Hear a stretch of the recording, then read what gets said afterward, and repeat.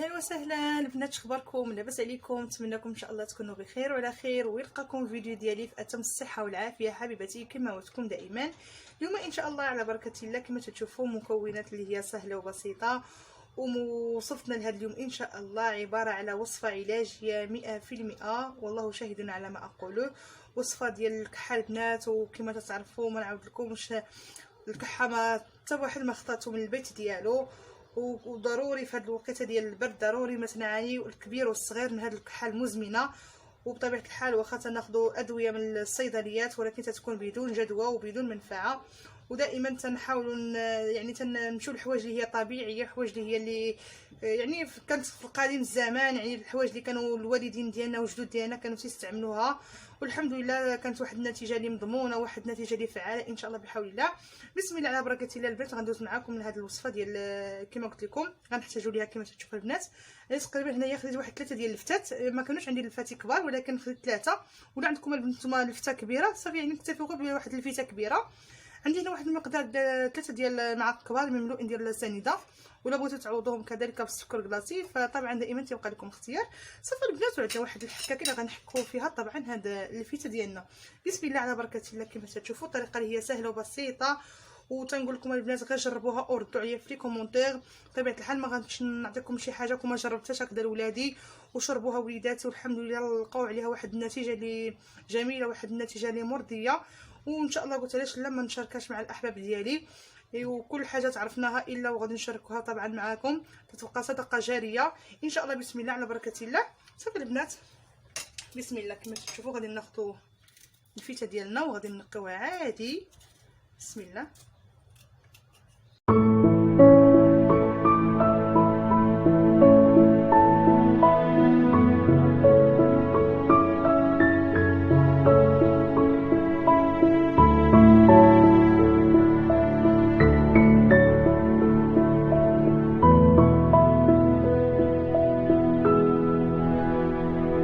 البنات كما تشوفوا بعد ما نقيت الفته ديالي ب3 بهم غناخذ ان شاء الله هاد الحكاكه هكا ونحكوها. بسم الله على بركه الله. وكاينه الطريقه البنات الثانيه، هو انكم تشدوها وتقطعوها هكذايا شرائح على شكل مربعات، وطبعا تبقى لكم اختيار. انا هذه هي الطريقه اللي تندير لوليداتي، وتتبقى الطريقه كل واحد فيكم يدير الطريقه الخاصه به. بسم الله على بركه الله.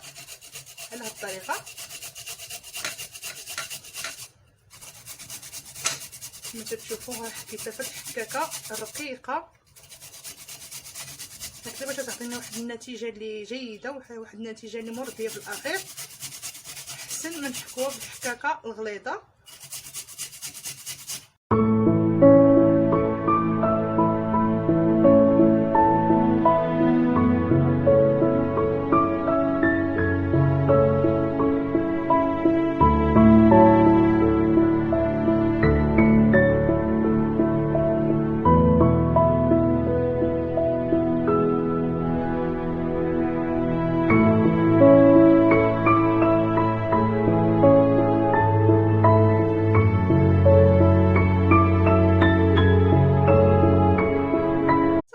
كما تشوفوا بعد ما حكيت ديك الفته ديالتي تماما كما قلت لكم البنات، حكيتها في هذه الحكاكه اللي هي رقيقه.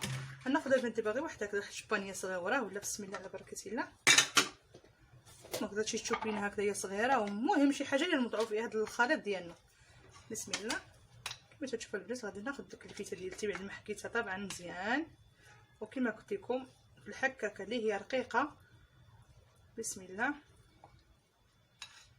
اللهم تبارك وتعالى انزل الشفاء العاجل للجميع. كما قلت لكم وصفه فعاله 100%. بطبيعه الحال تجربتها لوليداتي، يعني عاد عطيتها لكم، يعني ماشي حطيتها غير من راسي، والله شاهد على ما اقوله. صافي البنات كما تشوفوا بعد ما وضعت ديك الفيته غندير داك السكر سنيده هكذا باش نحليوها ليهم، باش ما تجيهمش ديك في اصلا دابا الفته حلوه بنا، يعني بالنسبه لينا حنا الناس الكبار، ولكن الدراري الصغار شي شويه تيتفاداوها، ولكن بهذه الطريقه هكا ان شاء الله ما يحسوش بها نهائيا. وكما قلت لكم البنات، الا بغيتو تعوضوا السكر سنيده بالسكر الثقيل اولا السكر كلاصي فدائما تيبقى لكم الاختيار. المهم انا هذه هي الوصفه الخاصه اللي تندير دائما، وتتبقى لكم نتوما شنو توضعوا. بسم الله على بركه الله. كما تشوفوا البنات صافي نحاولوا نخلطوا هكذا مزيان كما تشوفوا، ندمج مزيان ديك السكر سنيده وداك الفيته ديالتي حتى تترجع لينا تماما بحال واحد الجيلاتين في الاخير، تعطينا واحد العصير، واحد العصاره، واحد السائل اللي هو لزج. نخلطو مزيان كما تشوفوا البنات،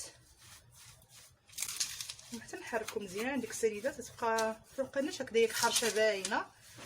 المهم تنمعسوها مزيان مع ديك الفيته هكذا، هي حتى تنمعسوها وديك الفيته ديالنا تخرج لنا داك الماء ديالها اولا داك السيرو ديالها اللي حنا بطبيعه الحال محتاجين به.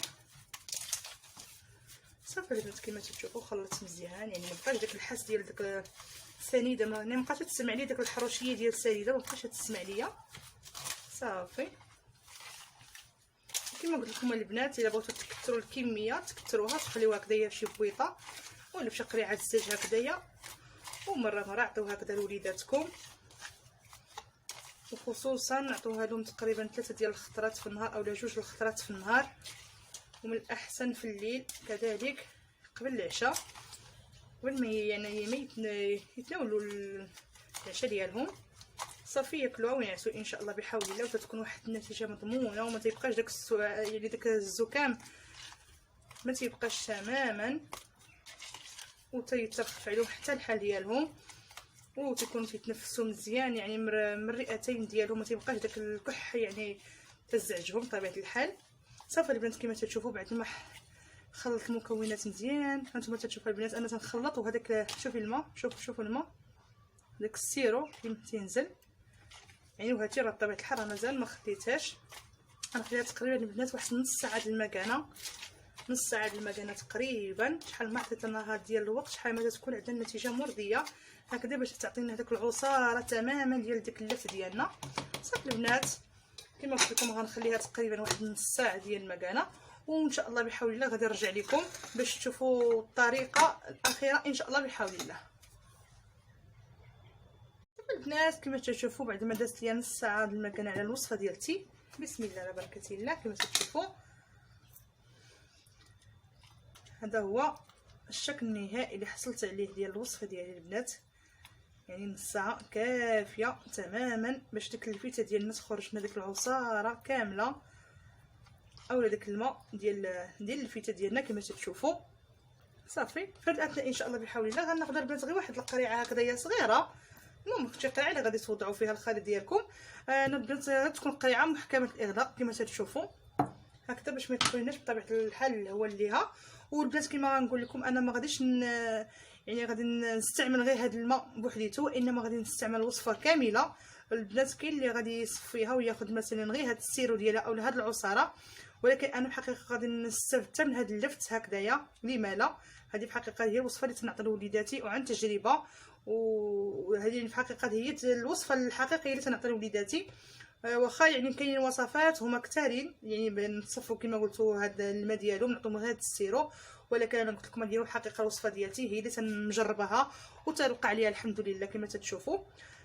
بسم الله على بركه الله. غادي نحاول البنات غنوضعوا هذا الخليط ديالنا هنايا كما قلت لكم، وبطبيعه الحال الا تسالت لكم عاوتاني غادي تزيدوا نفس الطريقه. وصفه هي سهله مهله ما فيهاش مكونات اللي صعابين، يعني دائما اللي عندنا موجوده في الدار. السكر سنيده، 2 المكونات، ونحاول البنات نكونوا يعني نستعملوها في الحقيقه دائما كل نهار 3 المرات او 2 المرات في النهار، وما نديروهاش اليوم ونقولوا غدا لا ما نديروهاش، لا خص ضروري نهار على خوه مده 7 ايام حتى 10 ايام ان شاء الله بحول الله الماكسيموم. المهم تتكون النتيجه اللي في الاخير مزيانه ومرضيه بطبيعه الحال، وما تتبقاش ما شاء الله ديك الكحه تماما ما تتبقاش نهائيا، وتيبروا وليداتنا بلا هذاك الدويات ديال الصيدليات اللي ما فيها لا منفعه لا والو. صافي البنات كما تشوفوا هذه هي الكميه البنات اللي حصلت عليها هانتوما. يعني غنستافد من هذا الماء ديال اللفت، وبطبيعه الحال غنستافد حتى المكونات ديال اللفت ديالتي حتى هي كامله كما تشوفوا. صافي البنات، كانت هذه هي وصفتنا لنهار اليوم، وصفه طبيعيه 100%، وصفه صحيه 100%. نتمنى ان شاء الله البنات نكون فتكم ولو بالقليل. نتمنى ان شاء الله نكون عند حسن الظن ديالكم، واي استفسار واي سؤال مرحبا على الراس والعين. اي حاجه عرفناها الا وغادي بطبيعه الحال غادي نقدموها معكم ونوروها لكم كيف ما هي، وبطبيعه الحال بدون زياده ولا نقصان. والله سبحانه وتعالى هو اللي شاهد علينا. يعني تنحط لكم شي حوايج بحال هكذايا اللي هي يعني عن تجربه وعن استحقاق، تنجربوها لوليداتنا وتنجربوها في وليداتنا، ماشي هي مره ماشي جوج. يعني تتكون الوصفه الحمد لله ما شاء الله يعني مضمونه 100%. عاد تنحطوها لكم بطبيعه الحال باش تكون واحد النتيجه اللي مرضيه، واحد النتيجه اللي تنال الاستحسان ديالكم بطبيعه الحال. المهم البنات اللي عجبتكم الوصفه ديال اللفت ما تنسونيش واحد لي لايك وتابونوا في القناه بالنسبه للناس اللي مازال ما تابوناش، البنات اللي مازال جدادين، وفعلوا القناه بالسرسال هكذا باش يوصلكم اي جديد حطيتو في القناه الا وغيوصلكم ان شاء الله باذن الله. وشاركوا الفيديو مع الاهل والاحباب باش تعم الفائده بطبيعه الحال لجميع الاهل كما قلت لكم. والسلام عليكم ورحمه الله تعالى وبركاته. وهذه كانت وصفتنا سهله مهله، بوصفات اللي هي سهله ومكونات اللي هي يعني موجوده في كل بيت، يعني السكر واللفت. وان شاء الله بحول الله يكون غير خير، والله يشافي ويعافي امتنا سيدنا محمد، وكل واحد يعافي ربي وليداته. والسلام عليكم مره ثانيه والحمد لله رب العالمين.